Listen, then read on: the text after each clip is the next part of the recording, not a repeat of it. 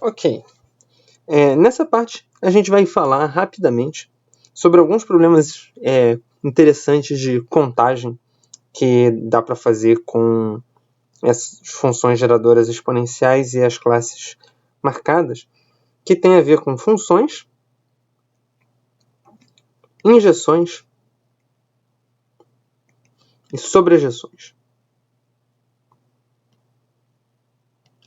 Então, algumas dessas coisas são bastante elementares, certo? E mesmo os exemplos vão ser bastante elementares, a ideia é isso mesmo, mas em algum momento a gente vai querer entender quando é que essas construções se generalizam e como, né, é possível generalizá-las. Então, vamos começar com uma hipótese, né? A gente tem um conjunto dos naturais de 1 até n, um domínio, e tem os naturais de 1 até r na imagem, e a gente pode fazer uma função de um no outro.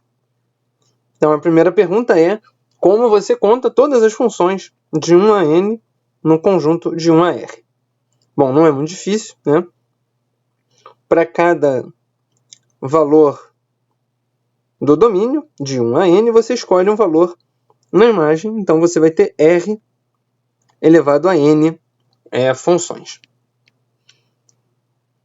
Então aqui eu não quero nem fazer muita questão de fazer um modelo complicado de combinatória analítica, vocês podem pensar qual é o modelo correspondente.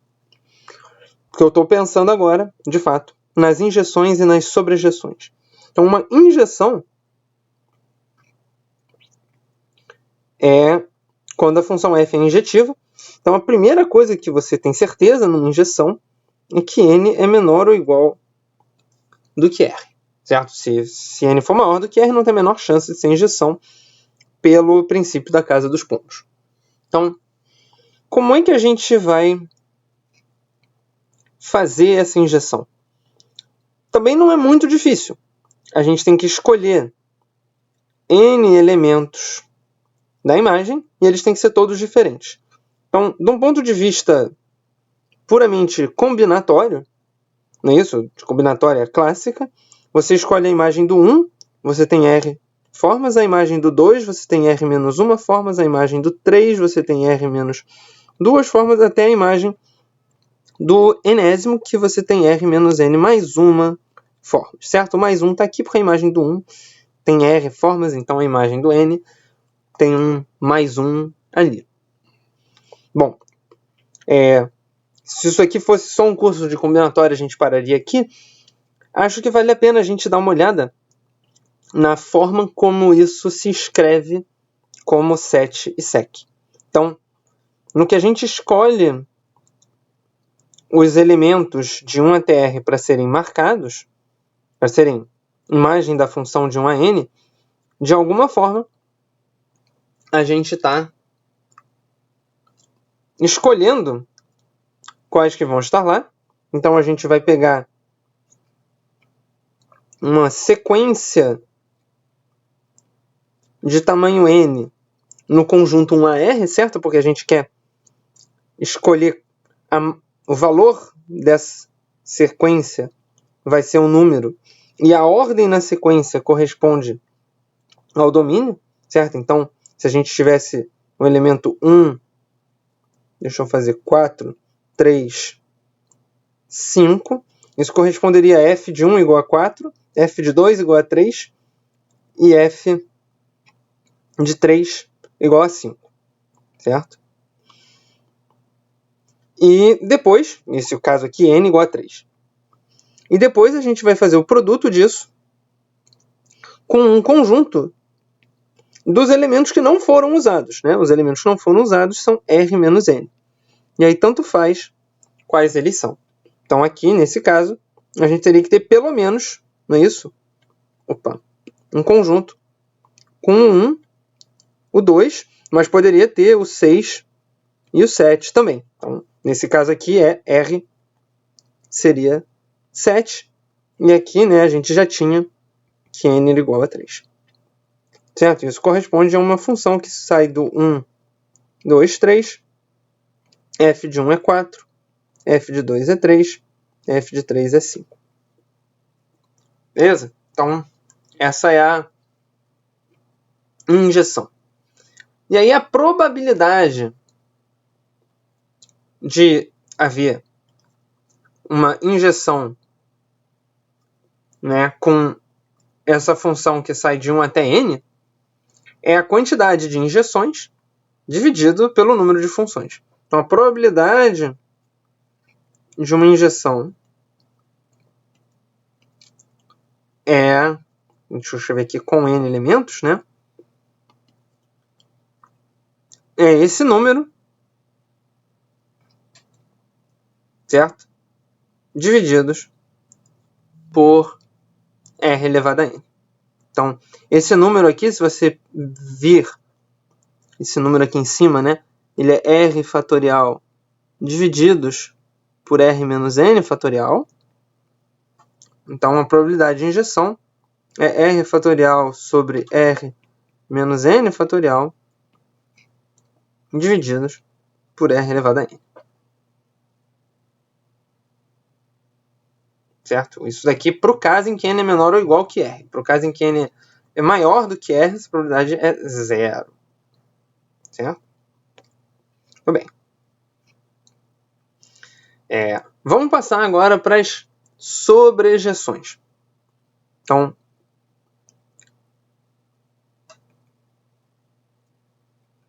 o que é uma sobrejeção? Uma sobrejeção é quando todos os elementos da imagem são obtidos como imagem de alguém. Então, aqui a condição é exatamente oposta, né? N é maior ou igual do que R. Porque tem que ter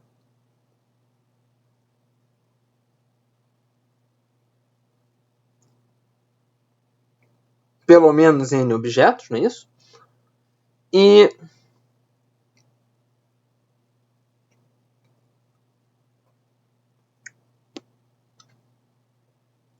quando a gente for fazer essa sobrejeção, vale a pena lembrar, né, que injeção e sobrejeção são meio, contrárias uma da outra. Então, se para a injeção a gente olhou para a imagem dos elementos 1, 2, 3 para começar a pensar, na sobrejeção a gente vai olhar para a pré-imagem dos elementos 1 a R. Por quê? Porque a pré-imagem dos elementos 1 a R também vai determinar uma sequência, certo? Agora uma sequência de tamanho R. E a pré-imagem desses R elementos é um subconjunto do domínio, certo? Então, f é menos 1 de x é um subconjunto do 1 a n, mas como a função é sobrejetiva, nenhum deles é o conjunto vazio. Então, a gente vai ter uma sequência, e dentro dessa sequência a gente vai botar um conjunto não vazio, certo? De elementos. Então, um conjunto não vazio, a gente tem que tirar o epsilon, certo? E aqui, a gente começa a ver um pouco a vantagem da combinatória analítica. Enquanto que o elemento, a função anterior, a gente calculou para R e para N tudo explicitamente. Aqui na sobrejeção, já tem a vantagem da gente não ter especificado N, ter olhado para todas as sobrejeções no conjunto de uma R, certo? Então, aqui tem uma vantagem, né? Que a gente olhou para todas as sobrejeções para escrever uma fórmula relativamente simples, certo? Essa é uma fórmula relativamente simples do nosso problema. Então, e aí, se a gente quer saber quantas sobrejeções tem com n elementos, a gente tem que pegar o coeficiente de z a n nessa função. Sec r é não sei que lá elevado a r, e 7z menos e é exponencial de z menos 1.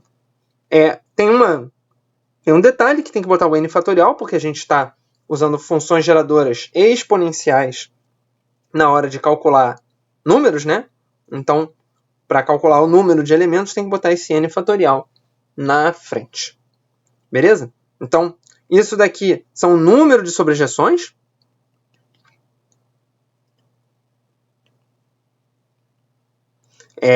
Teria que calcular isso daqui, eu não vou me preocupar muito em fazer essa conta agora.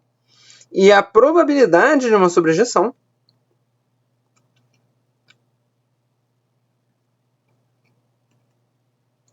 com n elementos é essa mesma expressão dividido por r elevado a n. Então, é n fatorial sobre r elevado a n, no coeficiente de z a n, exponencial de z menos 1, elevado a r. Ok? Então, por que eu estou pensando em sobrejeções? Por uma razão relativamente simples. Injeção e sobrejeção correspondem a dois problemas bastante interessantes de combinatória. Então, deixa eu botar aqui, aplicação. Por mais que seja uma coisa que talvez tenha outras formas de chegar, tem dois problemas que também são duais um do outro, da mesma forma que injeção e sobrejeção, que é o paradoxo dos aniversários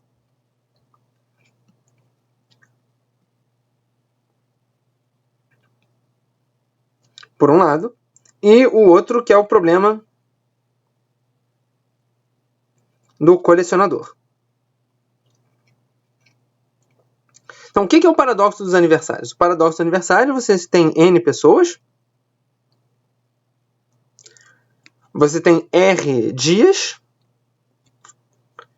e você quer saber qual é a probabilidade de duas pessoas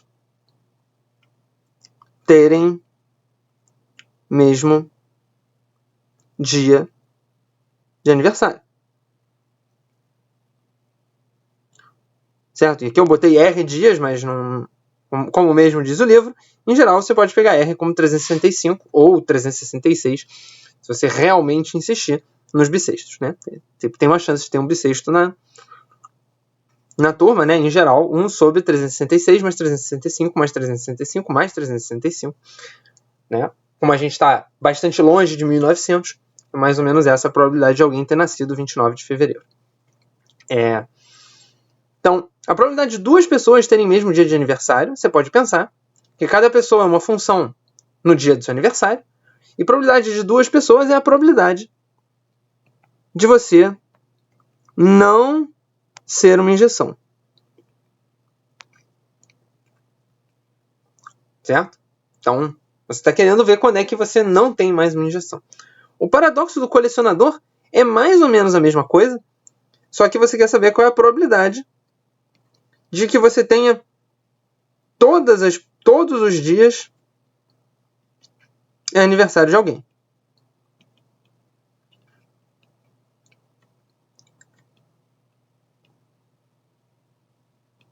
Certo? Então, você está procurando por uma sobrejeção. Então, enquanto você não tiver uma sobrejeção, você ainda tem que catar mais pessoas para achar alguém que todo dia seja aniversário de alguém.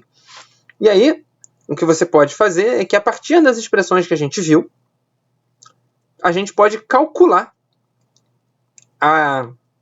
várias estatísticas relacionadas ao paradoxo dos aniversários. Então, tem as probabilidades, não é isso, de você ter ou não aniversários, mas talvez mais interessantes, além das probabilidades, né, que a gente já calculou na parte de cima, a gente pode calcular média. Então, quantas pessoas em média você precisa para que tenham duas que façam aniversário no mesmo dia, ou para que todos os dias seja aniversário de alguém.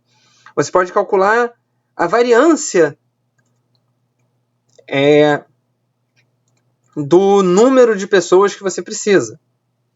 E você pode calcular várias outras coisas. Então, a partir dessas fórmulas, você pode estudar. Uma outra coisa que agora sim ilustra o poder, né, da combinatória analítica das construções que a gente vem vendo, é o paradoxo dos 3 aniversários. Acho que vocês nunca pensaram nesse problema, ou talvez se tenham pensado, talvez tenham imaginado, poxa, como é que faz para resolver isso? Então, o paradoxo do triversário é que, em geral, com 90 pessoas, já tem 3 com aniversário no mesmo dia.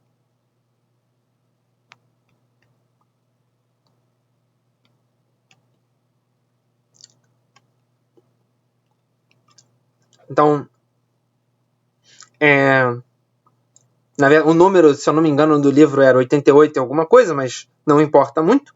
E o que é um triversário? É você olhar nessas suas injeções e, em vez de ter uma injeção, né, pegando uma sequência e um set, agora você quer que cada um dos elementos, né, cada uma das pré-imagens possa ter um ou 2, certo? Porque você pode ter tanto uma pessoa fazendo aniversário naquele dia, como 2 pessoas fazendo aniversário naquele dia. Então, a posição na sequência vai dar outra construção para a gente. Então, isso é uma forma de generalizar o problema. E o paradoxo do colecionador, que eu acho que, né, o problema do colecionador é só o problema, e você vê quantas coisas você precisa. Então, em geral, né, o paradoxo dos álbuns múltiplos, todo mundo que colecionou figurinha sabe, não é isso? Por isso que o problema se chama o paradoxo do colecionador, é que, em geral, você precisa de log R figurinhas até ter todas as R's, né?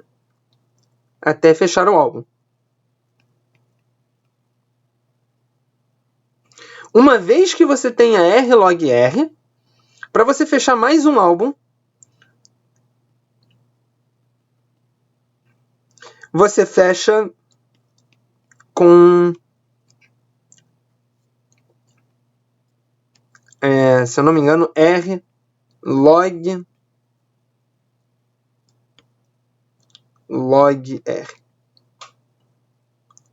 Então, basta uma quantidade muito pequena de novas figurinhas para você completar o seu álbum. Então, essas são algumas contas que eu não estou fazendo aqui, porque a gente precisaria de estimativas mais precisas. Na verdade, não é de estimativas mais precisas, é de estimativas tratáveis e não de fórmulas mais ou menos fechadas.